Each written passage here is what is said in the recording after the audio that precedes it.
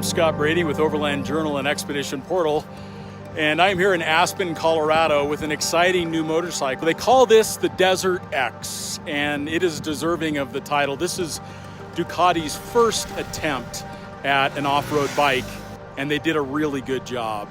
And I'm going to explain why. So we've got a 21-inch front wheel, we have an 18-inch rear wheel, we have 10 inches of ground clearance, 110 horsepower out of this nearly liter bike, really good ergonomics, a comfortable seat, and all the electronics that you would expect in a modern motorcycle. For example, traction control and ABS and multi-mode and cruise control. But then it's also got some clever little tricks up its sleeve. So it's got a 5-gallon fuel tank, which is pretty rare in the segment.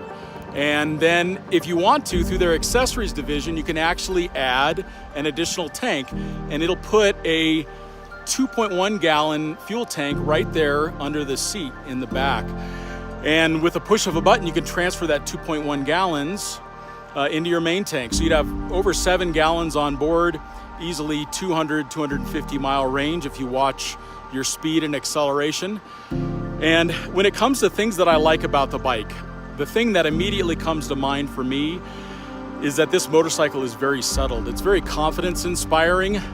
One of the things that we always look for in a product is does it deliver on its promise? Does it deliver on what the manufacturer suggests that it can do? And in this particular case, this bike does that. It delivers off-road, it delivers on-road, it's extremely fast on the road, and it's very competent in all of those situations. On the road, you'd think something with a 21-inch front wheel wouldn't turn in well and handle well, brake well on the pavement, but again, this is a Ducati, so they're taking all of that experience and learning to be able to accomplish that. And then off-road, I really like the rally and the enduro modes. They're really good right from factory settings, but you can actually go in and customize them to your needs. So let's say you want a little more traction control intervention because there's maybe some ice or loose gravel and stuff that you want to control wheel spin a little bit with. You can change that. Braking is also very clever in enduro mode.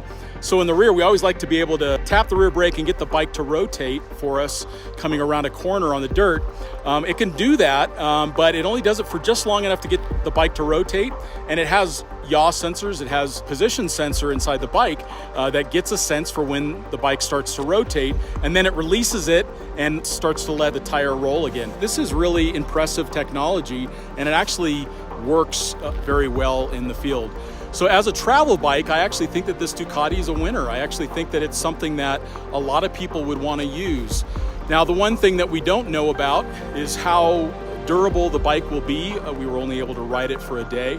And then obviously with international travel, you're somewhat limited by the dealer network of Ducati. So we need to be aware of that when we go on really long international trips with bikes like this. But otherwise, I like this bike a lot. In fact, I think I would want to buy one.